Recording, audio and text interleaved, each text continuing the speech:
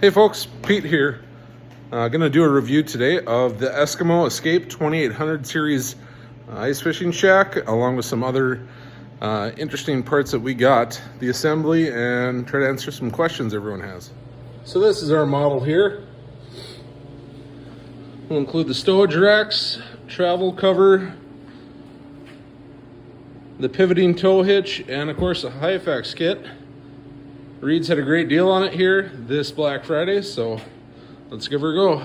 All right, so opening it up here, a pretty big sled comparable to an Otter Lodge, 70-inch in length.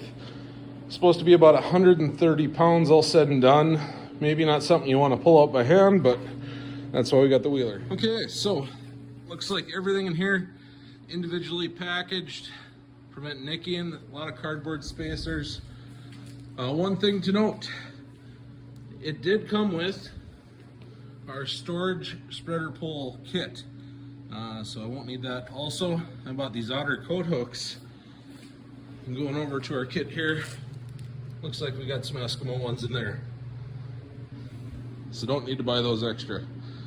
I think we're gonna put the Hyfax on first, just because it's kind of a pain afterwards, so check back in a minute. All right, so starting with the Hyfax kit, it does come with its own depth gauge drill bit, stainless hardware, decent instructions, and our 5 pieces of Hyfax.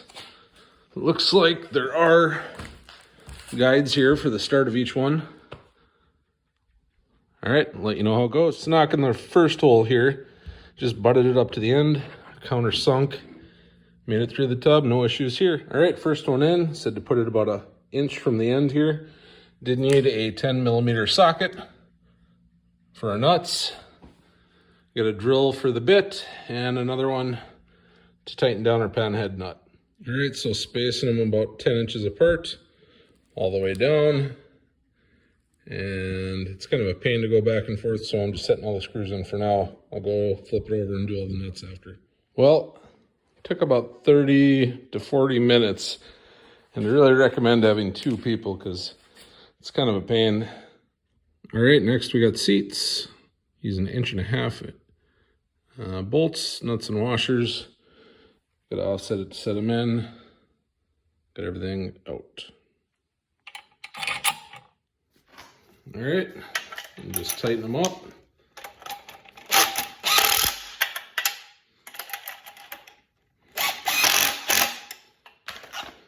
And she's almost done. And again for the other side.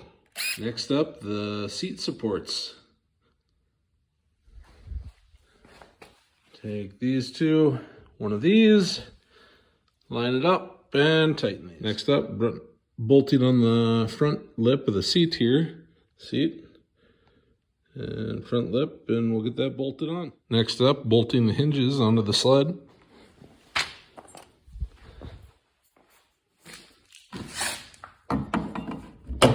Pre-drilled, not so bad.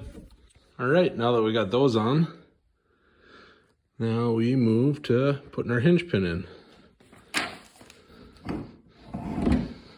Looks like next step is assemble a bunch of poles, and I'll skip forward to where we mount it, but it's starting to look like an ice house. All right, poles are assembled. Next up, we go to putting the brackets on for the hinges. So this will get bolted on right there and there. All right, so next we got to put the ends on the poles and attach it to the hinges. So there's 4 different poles. It doesn't seem like it, but 2 are the same length. One has the forward hinge on it, which is this guy, so that goes second.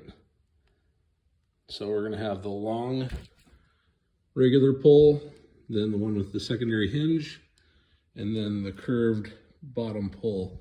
It'll make more sense once I get it installed. All right, so it's the curved bottom one first.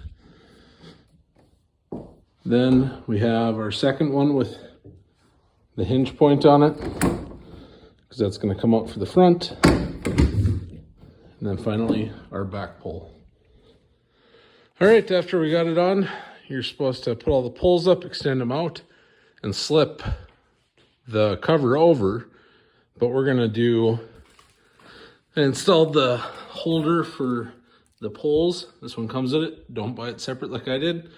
And then I'm going to put the hitch on right now too, just because I think it's going to be a lot easier than afterwards. It was definitely a good idea to mount the hitch prior to putting on the tarp.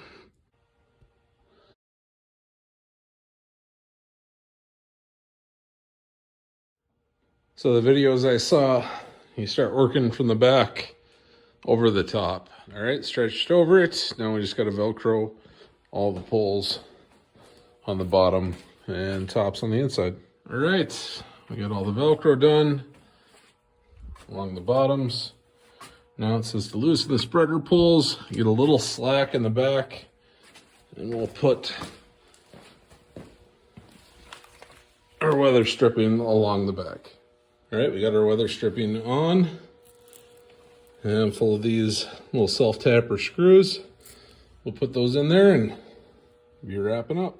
All right, they also come with these little loops and coat hooks, but you can lift them up and get access to your sled, kind of nice. And then there's a little net in the back here, but not a whole lot else for storage, so I picked up one of these Otter cargo nets. We'll throw her up there. And ta-da! Place for hats and gloves. Guess there are little side pockets too, but a little more doesn't hurt. All right, got the cover on, all set up. We'll see if it fits in here. All right, so it's in the back, and this is a 6'3" Ram box. Looks like it'll just fit lengthwise. Does push up on a tonneau cover a little bit. The other thing I can try is just taking the seats off the hinges and laying them inside the sled. Fits, kind of.